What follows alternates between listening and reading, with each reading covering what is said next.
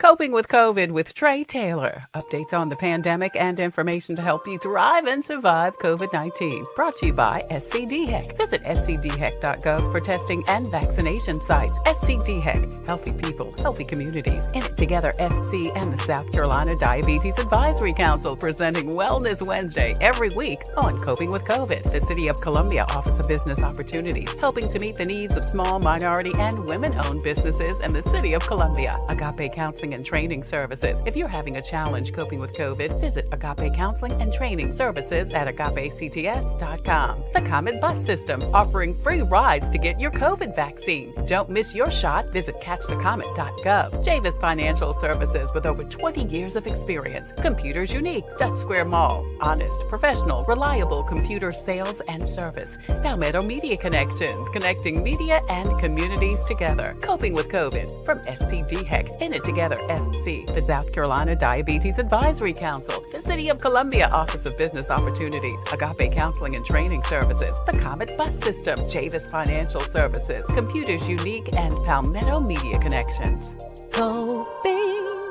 Coping with COVID with Tre Tailor. Hey there, I'm Tre Tailor, and you are watching Coping with Tre Tailor. And today we are coping with school buses. I am here on the brand new, it's electric school bus here at the Richland One. At the bus seat right there, getting ready to give us a spin, is Dennis Jones.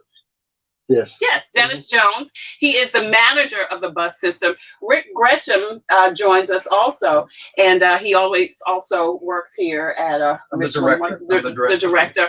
And this is such an exciting time. Tell me first, I think it's so interesting how you guys got the school bus, the electric school bus. It was actually part of a contest. It was, and fortunately we have the Ava Lane Meyer Foundation here in Columbia. Austin Meyer, the CEO of that foundation, he put up a contest and fronted the cost of 6 electric buses that are retailed at $350,000. Wow! And how does that compare with the cost of a regular bus? Regular bus did us about $100,000. Right. So it's 3 times. Around 100 to 140,000. Yes. And nowadays directors and school districts have to look at total cost of ownership. Yeah. So 350,000 sounds like a lot, but if you look at maybe the cost over a 15-year period and the cost of fuel and maintaining a diesel or even a propane bus, the electric is in the ballpark there when you look at the 15-year cost of ownership. Not to mention emissions, the effects on our environment, because this has 0 emissions. Correct. Right. It's the cleanest, and then we've received several propane buses. Dennis, how many propane buses you recall that we got 36 at our North Main Student Transportation site. 36. So what's the difference between the propane bus, the regular gas, bus, as opposed to the electric? As for propane, it's cheaper. Okay. And also it's much cleaner. Okay.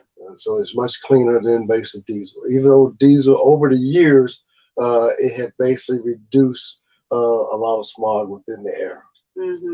And so you've got some propane, but then this was a great opportunity to do the electric bus. It was, and it was unique because we got this bus because of our students. And that is so cool. Yeah, Austin Meyer said, at Richland One, you had so many entries and you had multiple schools. It wasn't just one that stood out, where I understand that the other districts, maybe one stood out. So we had 5 schools, and we had Brockman Elementary, we had Carver Lyon Elementary, we had Creighton Middle School, and we had Dreher High School and Lower Richland High Schools. And he showed me a stack of essays that were real thick.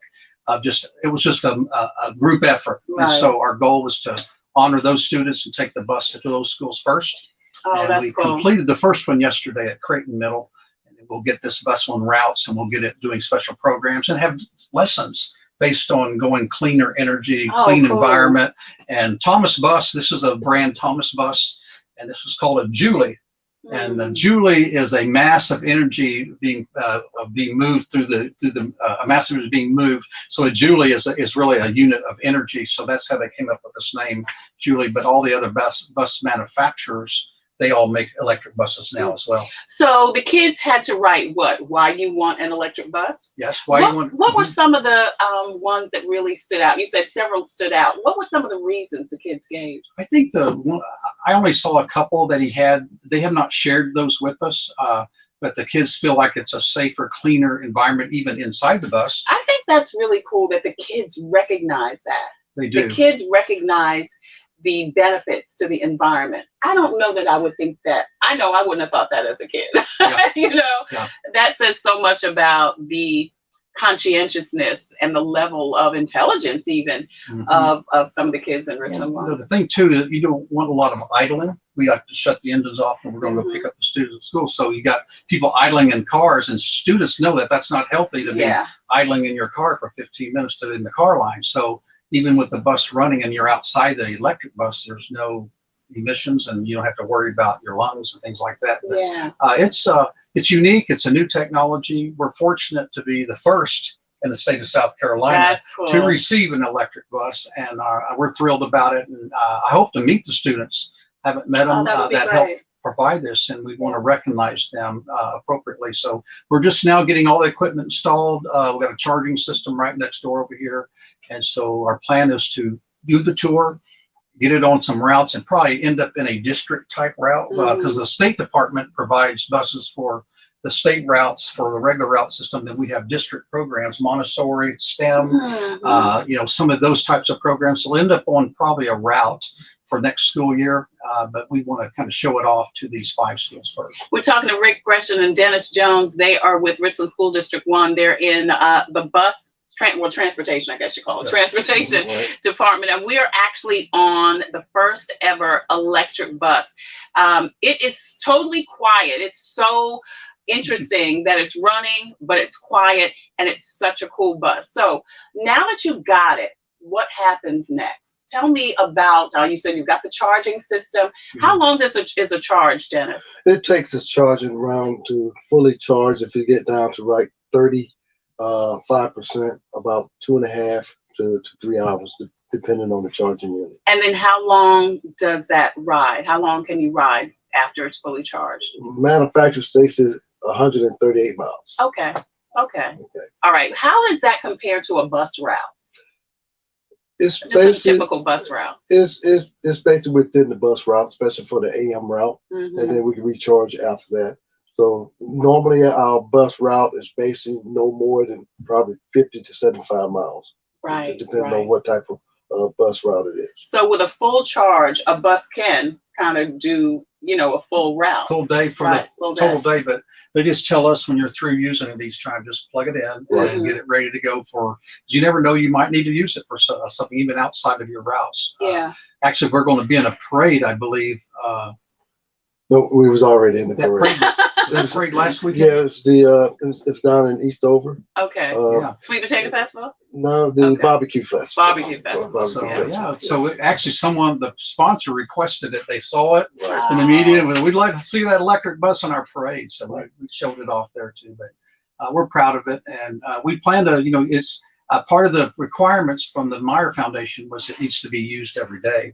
And so in between the routes, Dennis is over safety and training, and he has trainers that help educate not only the drivers, but we can go into the schools and educate the students. So there are some little cute videos that Thomas Bus has put out there. Then there's going to be developing lesson plans. Our plan is to work with our STEM program and bringing the bus out and doing lessons with definitely the elementary students. That would be great. So there's a lot of unique things, and there's going to be a big push on electric and EV buses and cars in the next 5 years with the new infrastructure, federal grants. It's going to be $5 billion. That's with a B. $5 billion toward electric buses and propane. So that just came out. We're getting information on that to apply for those funds, and the State Department of South Carolina is going to apply for those funds. So we'll see many more electric buses in Richland One and really around the state of South Carolina, that each district can try to go after some of that money as well to cover their district's routes. So our plan is to apply for those over the next 5 years. $2.5 billion must be spent on electric, and the other $2.5 billion you could put propane with electric. But all $5 billion could go toward electric buses, which I know the federal government would like to see that. And then eventually we just have one charger here. But when the state gets their buses, we've already been told we're going to create these 4 bus charging stations that are quick charge. So cool. this is what we have as a slow charge. So you can charge 4 buses at one time, and we'll have them all adding to the fleet. And between the district and the state, we'll see a lot of electric buses running. And you'll notice them by the blue bumper. So the electric buses are running around. So if you're ever around the city or around, you see a blue bumper. You see a blue bumper. Hey, Dennis, do the propane have green bumpers? No, they don't. Okay. They just have green stickers on the left and right to identify as propane buses. So the blue bumpers will distinguish our electric buses. So we're excited to add to the fleet. We think we'll be able to add to the fleet because of this infrastructure grant that'll be coming down in the next 5 years. Good. So you're looking at, in the next 5 years, replacing every bus with at least electric or propane. We won't be able to replace every bus. Okay. The State Department has a purchasing plan, and when they find out what their allotment will be on funding, they'll be replacing several. But you must take a diesel bus off the road, as we understand it. Right. So there's some other EPA grants out there where we're just trying to bench and get the diesel buses off the road. But we won't be able to replace all of them. But I think between propane's a very clean running fuel too, and overall you can get more bang for your money with a propane bus, but the electric buses are it's kind of like good, better, best. Mm-hmm. Diesels, they're good, they're safe, and they're great, but better is the propane and best is electric. And of course, we all want to hopefully fund for the best, but they're all safe, high safety standards. But one thing we haven't talked about yet is how quiet it is. Like you said, the bus is on. Yes, and you cannot Can you believe we can talk in the bus? Right. And carry on the conversation? I mean, and that's why when Dennis said, well, the bus is on, I was like, you cannot hear. And then when he turned it off, you couldn't hear it turn off. It's really amazing. Rick Grisham, Dennis Jones is with us. We are actually on an electric bus and talking about the launch of the electric buses in the Midlands. Now, you guys, we have one in the Midlands, but then you said there are 5 across the state, right? Yeah, there were going to be contests. I know District 5 got one, and Lexington, I don't know which Lexington got one, and then Greenville. Mm-hmm. We were first, and then Greenville right behind us. But I think Mr. Meyer is committing even future funding for that. And once we get this momentum, and it's on the cusp of this $5 billion that's available, so it kind of helps catapult us, because really a district has to commit to this. Mm-hmm. Because we looked at this contest and we discussed it, saying, okay, we put this on the street, Richland One must commit to an electric EV type bus. And so superintendent was all behind it. That's we did a big media day. I mean, why not? March 10th, and he spoke. Our board chair, Commissioner Harris, spoke, and the State Department spoke, and it's getting momentum. And now with this funding, we'll see all these all over the state of South Carolina. Awesome. Well, it's electric. Rick wanted to do the electric slide. I do. On the bus. He only knows how to do the electric slide. I don't know that we could do the electric. I think we could, probably. Oh yeah. Do it? Yeah, you kind of stay. You can stay in one lane and do the electric slide on the electric bus. And what better place to do the electric slide but on the electric bus? I know Dennis talks about, he'd already done some training sessions with the drivers. And do you think that the quietness for the driver is a big advantage? Yes, it's an advantage, and you can hear the children more, and you hear everything clearly. They can understand, and then again, it may help in student management, because students try and talk over the engine noise. Mm-hmm. Okay, so and that should help the student management. That's such a great point. Right. That's such a great point. You're right. They're screaming and hollering. Right. I mean, kids scream and holler anyway, but you're right. They're probably doing a lot of that is because they can't hear each other. Right. There's one big negative, though, of the electric bus, and that is because children that run late to their bus stop, they can't hear the engine roaring through the neighborhood. Right. So it will teach them to get out there 10 minutes early. Right. So it's truly that our neighbors will love this, because they don't want to be hearing the bus rolling out at 6:37. But you make a good point. But when you know the bus when you hear it, you know the bus when you hear it. So you got to get up early to get this bus. If you're dependent on hearing the bus, you're not gonna hear the bus. This is amazing. Totally quiet. Yeah, this is amazing. All right, so Dennis Jones, Rick Grisham with the Richland One Transportation Department. Thank you so much for this. This is so exciting. This is so exciting, and thank you for allowing me to come on the new. It's electric bus. Like I said, when you see it riding through town, just do the electric slide. Got me in. Yes.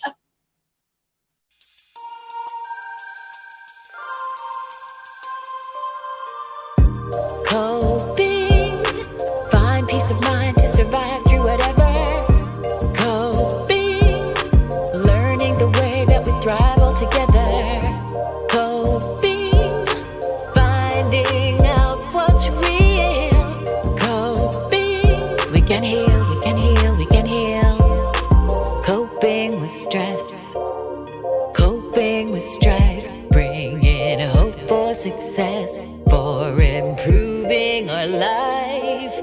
Coping beyond hoping to do more than survive, ways to live a healthy life. Coping and promoting, learning what you can do, 6 ways to a better you.